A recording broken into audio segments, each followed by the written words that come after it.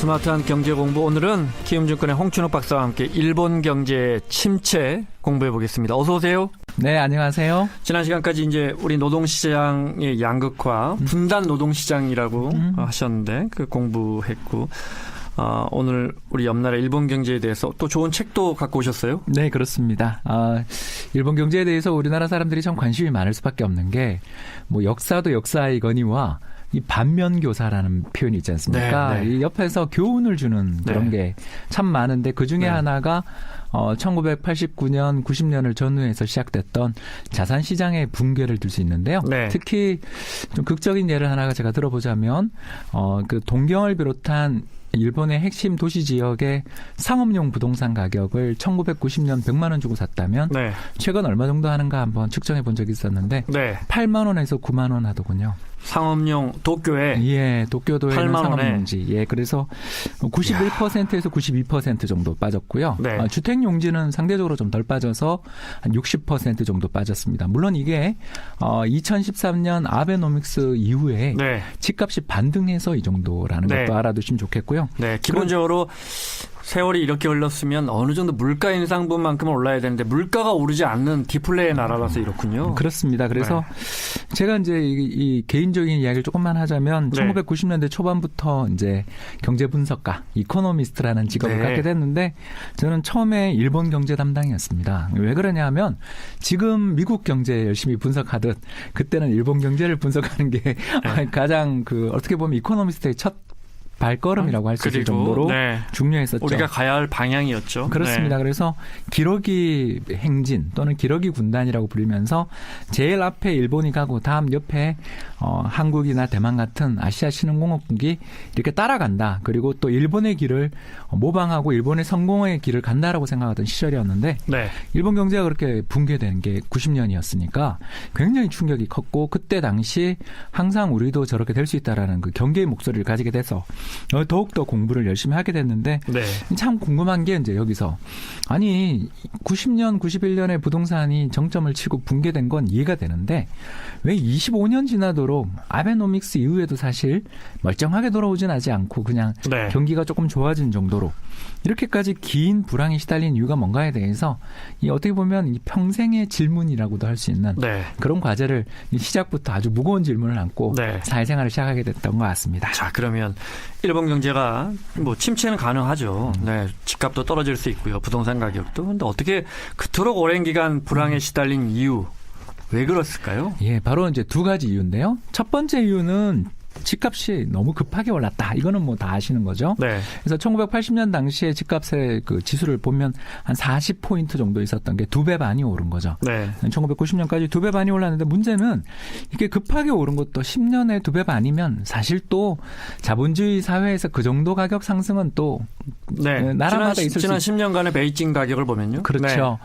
그렇게 보면 이해할 수 있는데 문제가 뭐였냐면 빚을 너무 많이 냈다라는 겁니다. 우리 이제 LTV라는 거 좀 들어보셨을 겁니다. 이게 뭐냐면 집값 대비 대출을 얼마 받았냐 이렇게 하는 건데요. 한국이 지금 평균적으로 작년 기준입니다만 52% 그러니까 5억짜리 집을 한 채 산다. 상당히 좋은 집이죠. 수도권에 있는 아파트일 것 같은데 5억짜리 집을 살 때 대략 대출을 2억 5천만 원, 2억 6천만 원 받는다는 이야기입니다. 제가 실제로 판교에 하는 아파트 전체에 대출을 등기 띄워보면 나오잖아요. 전체를 전수조사해 본 적이 있거든요. 실제 한 45% 나오더라고요. 그러니까 진짜 우리는 여전히 절반을 빌려서 집을 사고 있습니다. 굉장히 이제 중요한 포인트를 이야기해 주셨는데 일본은 그러면 1980년대 후반에 얼마를 빌렸냐? 놀라지 마십시오. 95% 정도를 빌렸다라고 하더군요. 95%를 빌리면서 또 신용대출도 10% 더해서 이 뭐냐면 집을 옮기시면서 인테리어도 새로 하시죠라고 하면서 돈을 더 빌려줬답니다.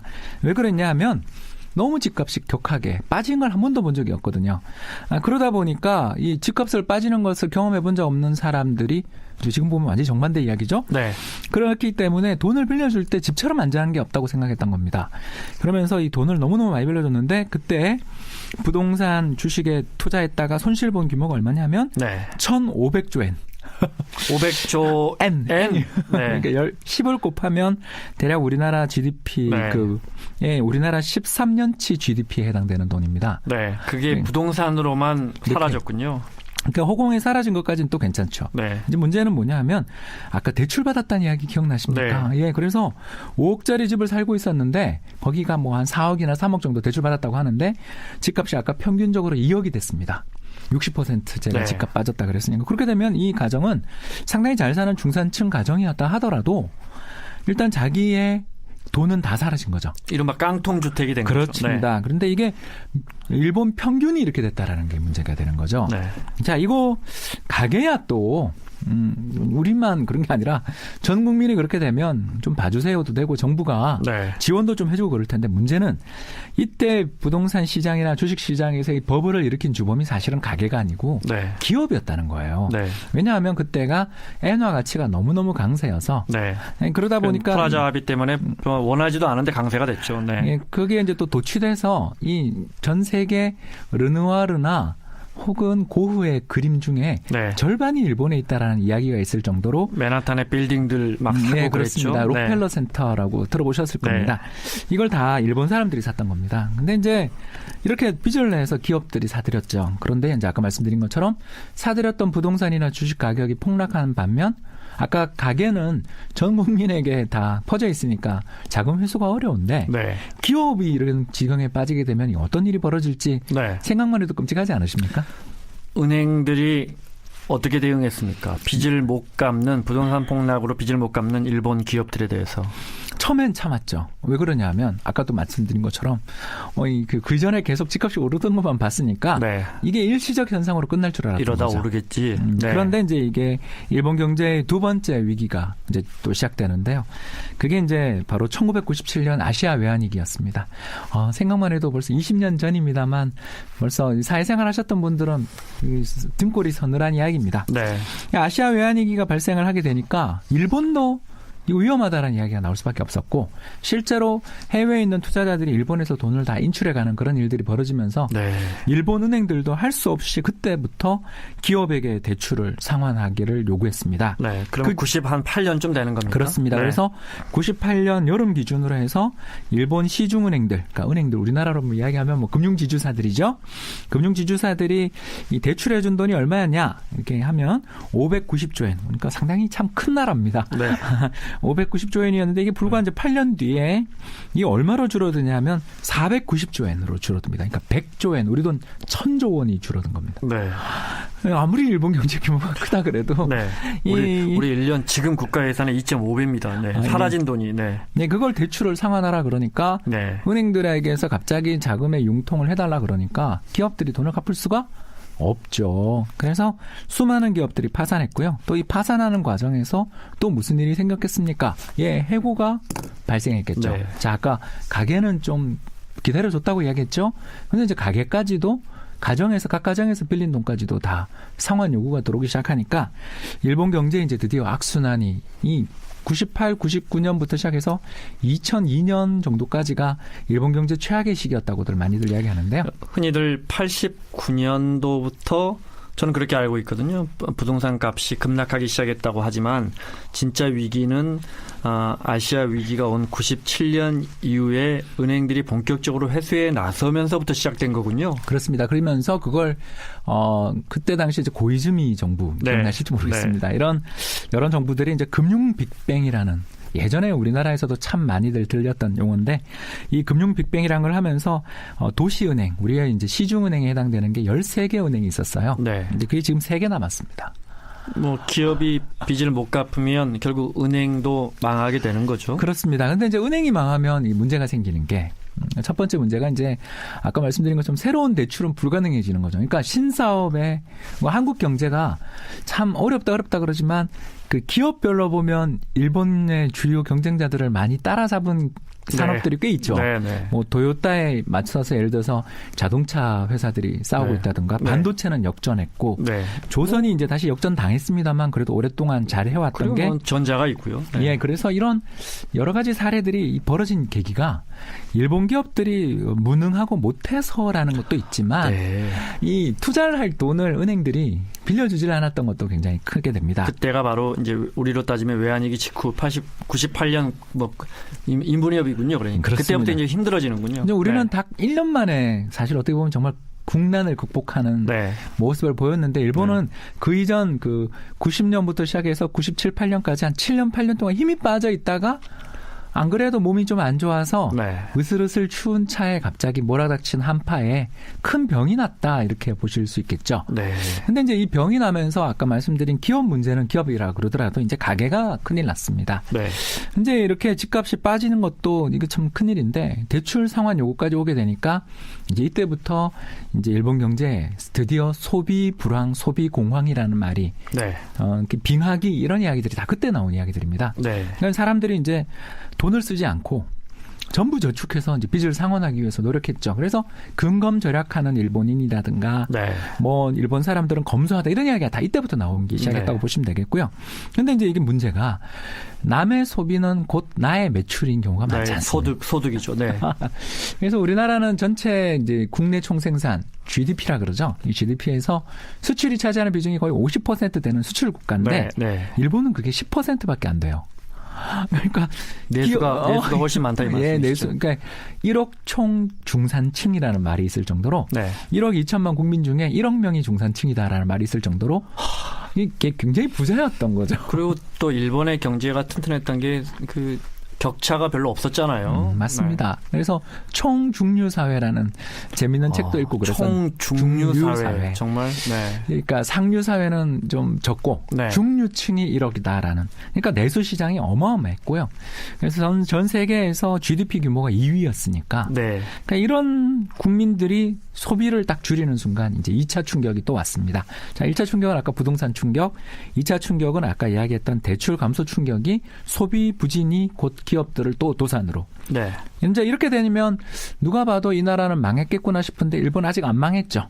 왜 그러냐 하면 또 그 당시 일본 정부가 굉장히 건실했습니다. 네. 왜냐하면 경제가 꾸준히 성장하면 당연히 세금도 잘 거치지 않겠어요? 특히 부동산 관련 거래세나 보유세 같은 것들이 잘 거치니까 네. 일본 재정도 튼튼했었습니다. 그래서 이제 일본 정부가 나섰죠. 어떻게 했냐면 아까 말씀드린 것처럼 일본 공공부문이 은행에서 돈을 빌려서 이제 보통 이제 빚을 내서 공공투자를 시작하는 그런 게 시작돼서 네. 98년 아까 민간이 돈 쓸 여력이 없다면 이제 공공투자 그렇습니다. 네, 재정으로 하는 겁니다. 네. 그래서 98년에 정부가 빚을 얼마 주고 있었냐면 133조 엔 정도. 아까 민간이 600조 엔 그랬으니까 적었죠. 그랬는데 이게 10년도 안 된 2006년에 아까 같은 기간이었는데 2배 늘어난 266조 엔이 됩니다.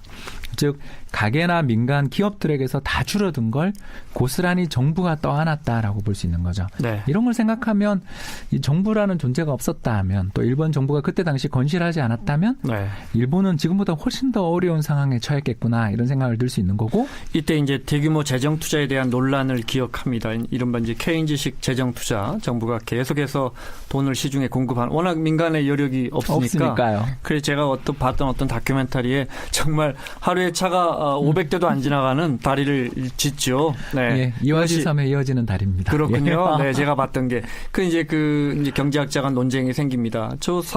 재정 낭비 아니냐. 맞습니다. 그 빚을 갚기 위해서 국민들이 다시 주머니를 소비를 줄일 수밖에 없을 것이다라는 축과 저기에 다리를 넣으면 지금 차가 500대밖에 안 다니지만 1000대, 2000대 늘어날 것이다. 소비가 살아나서 하면서 엄청난 재정 투자가 이루어지죠. 네, 이제 중복 과잉 투자라고도 네. 비난을 받긴 했지만 네. 또 그거라도 없었으면 네. 일본 경제가 마이너스 성장하면서 계속 경제가 붕괴되면 이게 또 더 빚을 못 갚게 될 수도 있잖아요. 네. 그래서 끝없는 이제 축소 공황으로 갈 수도 있었던 걸 일본 정부가 국채를 빚을 졌습니다. 그런데 네. 이제 그 결과 GDP, 그러니까 국내 총생산 대비 일본 정부가 지금 빚이 얼마냐면 120%가 넘었어요. 네. 이제 은행에 빌린 것만 이 정도였고 네. 아까 말씀드린 것처럼 뭐 채권이라든가 해외에서 빌린 것도 더 많아서 이렇게 됐겠죠. 네. 그래서 전후 총 13차례 경기 부양 정책을 펼쳤다 그래요. 네. 그래서 저는 그때 이제 이코노미스트 생활하면서 무슨 경기 부양 정책을 이렇게 많이 펼치나 하면서 저는 그때 잘 이해를 못했습니다. 네. 이게 이제 세월이 지난 다음에 책을 열심히 읽고 돌이켜 보니까 그래도 그때 일본 정부가 그 돈을 안 썼으면 네. 더 큰일 날 뻔했구나라는 걸 이제야 알 수 있지만 그때 당시만 하더라도 저는 아직 이제 어린 경력이 짧은 이코노미스트라서 네. 저도 똑같이 걱정하고 특히 저 같은 경우는 이제 일본 당연히 이코노미스트였으니까 네. 세미나나 뭐 여행도 많이 갈 때마다 아까 그 다리를 건너왔거든요. 네. 그래서 저는 그거 기억납니다. 저 천연병 경제부 기자 할 때 소비 촉진을 위해서 어느 총리였는지 뭐 경제 관련 장관이었는지 모르겠지만 일본의 유명 브랜드 그 테니스 라켓을 들고 이 라켓을 쳐보면서 너무 좋다. 이거 사세요라고 정부의 강요가 총리직 강요가 나와서 소비를 안 하니까요. 소비를 안 하니까 이거 사주라고 우리가 이렇게 보면 그렇게 많은 정부가 경제 관련 소비나 투자를 살리기 위한 정책을 내놨는데도 그런데도 일본 사람들이 저렇게 소득이 작은 나라가 아닌데 돈을 아끼고 저런 거 보면 말씀하신 90년대의 그 트라우마 자산 폭락의 충격이 얼마나 큰지 또 그런 것도 가늠할 수 있는 것 같아요. 그리고 특히 더 젊은 세대들은 네. 태어나서 내내 경제가 어려운 것만 맞잖아요. 그래서 파이낸셜 타임즈에서 지난해 특집 기사를 한번 본 적이 있었는데 제목이 네. 뭔지 아세요? 호황을 본 적 없는 세대. 네. 너무 불쌍하더라고요. 이야기를 듣는데. 네. 그래서 이런 걸 보면 이제 두 가지 교훈을 얻을 수 있죠. 네. 첫 번째는 자산 가격이 너무 급격히 부풀어 오를 때는 네. 정부가 좀 규제를 그러니까 다 시장에 맡기면 안 된다는 거죠. 네. 그리고 두 번째는 그렇게 부풀어 오르고 자산 가격 버블이 생기는 것을 막기도 해야 되지만 네. 두 번째는 은행들이나 이런 쪽에 대출들이 문제가 생길 때는 정부가 그쪽에 빨리 참 우리 공적 자금에 우리도 트라우마가 있는 나라지만 네. 그래도 그때 은행들을 살리고 또 합병시키지 않았다면 어떻게 될 뻔했나를 생각해 볼 수 있는 거고 네. 결국 이런 걸 보면 일본의 경험 덕분에 우리가 외환위기를 그나마 굉장히 힘들었지만 지금도 아직 극복 중이지만 빨리 벗어날 수 있지 않았나라는 그런 생각을 하게 되는 것 같습니다. 반면 교사라고 이야기를 시작해 주셨는데 끝으로 간단하게 지난주에 팀 하포드와 오영수 교수님의 경제학 책 추천해 주셨는데 일본 관련된 책은요? 네, 오늘은 리처드 쿠라는 분 이름 특이하죠. 네. 그러니까 일본계 이제 영국에서 일하시는 분입니다. 그래서 리처드 쿠 박사신데요.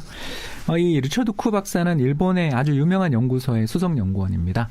수석연구원으로 계시고요. 이분이 쓴 책은 두 권이 우리나라 번역돼 나왔는데 한 권만 시장에서 지금 구할 수 있어서 그 책이 좀 이름은 어렵지만 그래도 한번 보시라고 밸런스 시트 불황으로 본 세계 경제인데 이걸로 검색하기는 좀 어려우시니까 리처드 쿠로 검색을 하시면 좋을 것 같고요. 그러면 일본 경제의 과거와 오늘이 나옵니까? 그렇죠. 그리고 더 나가서 지금까지도 왜 저렇게 고생하느냐에 대한 이야기도 좀 들으실 수 있으니까 생생하게 나오는데요. 참고로 잠깐 제가 조금 이야기하면 소설은 저도 일본 저자 소설을 참 좋아하는데 일본 경제 저자들의 책들은 제가 선호하지 않거든요. 그게 왜 그러냐면 20년에 걸친 불황의 고통 때문에 사람들이 너무 비관적으로 바뀌는 경향이 있어서 책을 읽다 보면 저도 기분이 처져요. 알겠습니다. 자, 일본 경제의 침체 공부해봤고요. 다음 주에는 우리 IMF 위기의 기억을 좀 되짚어 보겠습니다. 자, 홍춘욱 이코노미스트였습니다. 고맙습니다. 감사합니다.